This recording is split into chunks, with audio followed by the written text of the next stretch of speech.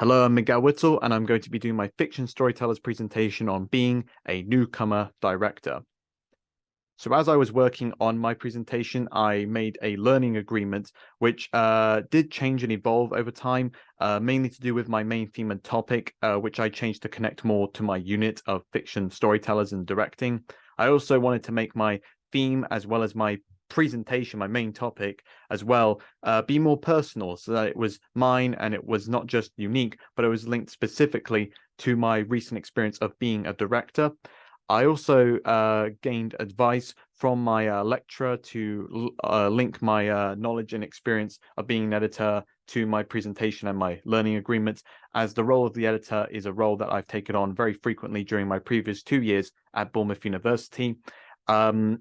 as well as that, I went ahead and made sure that not only was I going to have the main theme be, a newcomer to directing, but also going ahead and connecting it to two other themes, with the two themes being having the mindset of an editor, and also having the mindset of an editor when directing, and also going ahead and showcasing simplistic experimental filmmaking. So those are all the themes and slash topics that I will be taking a look at. So in terms of the director, a director is the person and role who takes charge of production to help tell the story that they want to, or are tasked to portray on screen. And as well as that, Vince Gilligan, who is the co-creator of Better Call Saul, who directed an episode of season 5, stated that I guess the answer to the question is you always approach it in terms of what's the best way to tell the story. What tools are you going to need to tell the story? This was after he was asked about how he approached directing the episode he directed in season 5 of Better Call Saul. And it's a key bit of advice on just knowing what equipment that you need and also what equipment you don't need for each production. As well as that, it's also important that as a director, you're not just completely in charge. This can be summarized by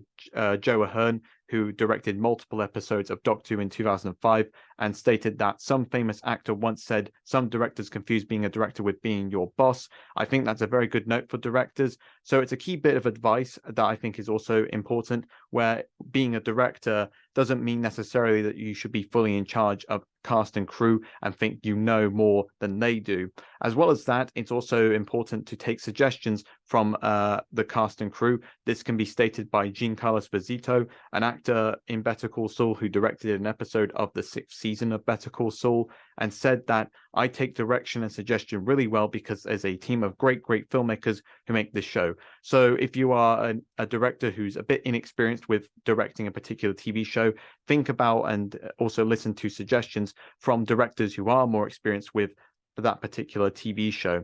And working as a team whilst taking on the role of director was key to my workshops and seminars. I summed up my progress in my weekly blogs as well. And during one of the workshops, when I was directing 3 particular scenes and taking shots of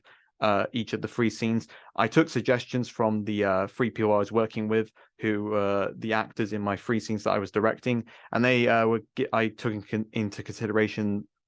their suggestions for how best to perform each scene, and also what shots would be really interesting and really good for me to take that would help improve on my direction.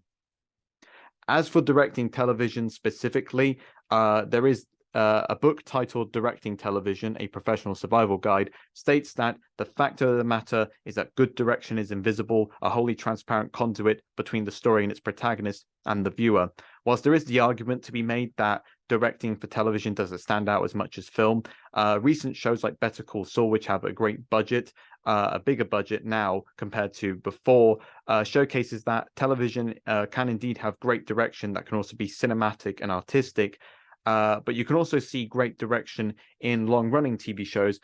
It just depends on the right director you have. Like, for instance, Graham Harper, who directed episodes of Doctor Who in the 1980s as well as in the 2000s. And when describing the differences between both decades, he said that the difference was Doctor Who was now a big epic stage. The first 2005 series was how it should have been in the 1980s, and how I dreamed it could be. So long-running shows like Doctor Who can also have great directors who want to take the series in a very cinematic approach, as well as obviously other shows, more recent shows, that have great direction too, thanks to the budget that they have. As well as that, however, throughout the seminars I have had, I was also taught key aspects to remember when directing fictional television. And it wasn't just down to cinematic direction in television. We also were taught about experimental television, where an opportunity to make our mark was to get noticed and be different. And we took a look at examples of different experimental television like Twin Peaks, which proved to be examples of television that's not only different and experimental, but that sense of experimentation and standing out can also perhaps be revolutionary towards how television is directed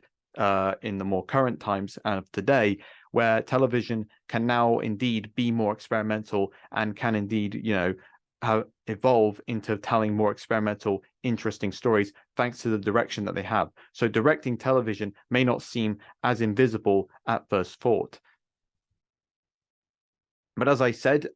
before, I have mostly taken on the role of the editor. And the editor can be defined in the book Directing Film Techniques and Aesthetics as being responsible for making all the practical and aesthetic decisions while building the movie from its raw materials gathered during production, as well as the post-production. So as an editor, it's key that they take the raw materials and obviously make the finished product that you see on screen. But as well as that, the editor can also help improve perhaps on the narrative. And this can definitely be stated by Rachel Talalay, who directed multiple episodes of Doctor Who, which many of those episodes were edited by Will Oswald. And Rachel Talalay stated that the editor will often find something I didn't see because I was so obsessed with getting my cool shot rather than the best storytelling for the audience. So as an editor, because they are in the post-production side of work, and they're not on the production shooting, they can have the viewpoint similar to that of an audience where they will have seen the raw materials, and they can not only go ahead and decide what's best to edit the episode, but also think about the raw material and suggest to the director on ways to perhaps improve upon the actual narrative of the story of the episode. So when you are seeing the finished episode on screen, some of the narrative decisions that can be seen as standing out can be maybe perhaps thanks towards the suggestions of the editor that were given to the director.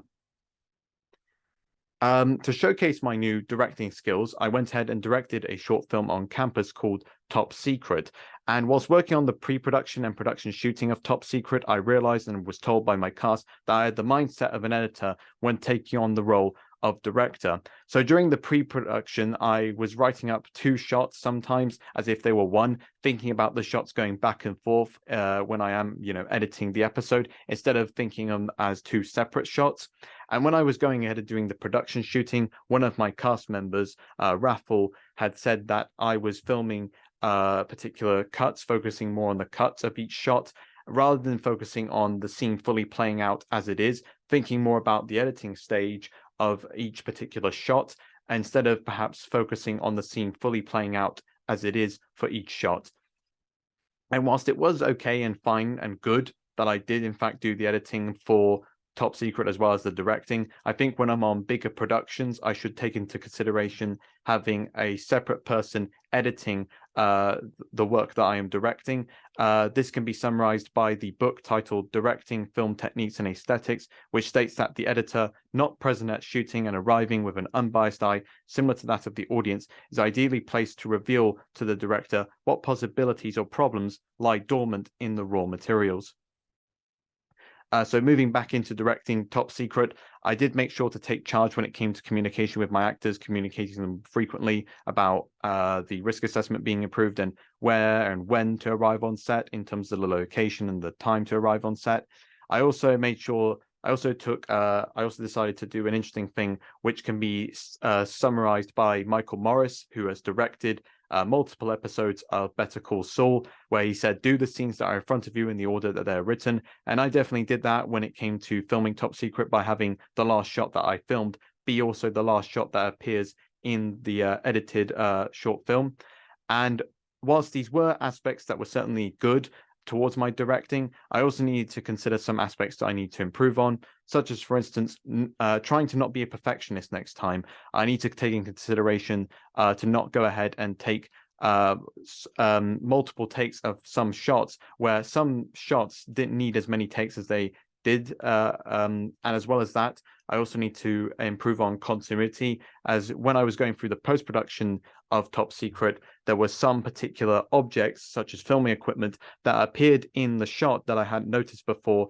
because I was focused on just getting the takes done and getting the shots done, rather than thinking about rather than just thinking about continuity and making sure that there were no objects that shouldn't have appeared in frame. And one thing I learned about Top Secret as well, that can be summarized in a statement from Directing Television, which says that the first thing you will discover as you start to assemble your material is that however carefully you planned it, it isn't going to go together exactly as you imagined.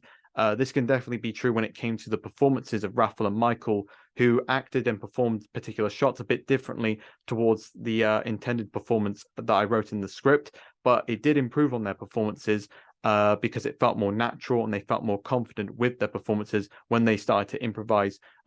in particular shots. And also directing Top Secret was to showcase an example of experimentation, with also it being an example of visual storytelling. The experimentation came from how it's got no sound and also relies on just one location and two characters. I also wanted to have it be an example of visual storytelling where the facial expressions are the main thing that is relied upon to the viewer, as well as also the viewer needs to hopefully be able to visually understand what the story exactly is. And so I made the story simple and easy to hopefully to follow. And so the Top Secret was an example of both directing experimentally, as well as also directing visual storytelling. So in the future, when I am taking on the role of director, I will make sure to focus on the time that I should be taking, as well as the time that I am taking with each shot, as well as being more aware of continuity, where before I go ahead and film a take, I need to be aware that there are no objects that are appearing in frame or in shot that shouldn't appear. As well as that, I need to be better prepared before filming happens, as my script and shot list was not fully written by the time we were getting ready to shoot. So production ran a bit more longer than expected. And whilst having the mindset of an editor can be helpful and important, it can also create some disadvantages when not thinking more like a director. So I need to take into consideration about just filming scenes fully and not thinking about the post-production side of things, as that happens later on. I should just be considering about filming scenes fully, as it makes the actors probably give better performances and not make them rush through their performances, and it gives them time to breathe. I will take these weaknesses and remember to improve on them when I am directing for the future. So not just for after I graduate, but also for my graduation projects that are coming up, where I will be taking on the role of director. I will make sure to remember these improvements and make sure to improve upon them when I am directing for my graduate projects. I also want to take into consideration that after I do graduate and I am in the industry, to also help with these UN Sustainability Development Goals, such as decent work and economic growth, which says that sustained and inclusive economic growth can drive progress, create decent jobs for all, and improve living standards. So I want to make sure that as someone experienced in post-production, I want to make sure that post-production roles like VFX artists and editors, which don't get, in my opinion, as much respect as they should, are given better payment, better working conditions and hours, and overall are given a better working experience than what is usually seen and reported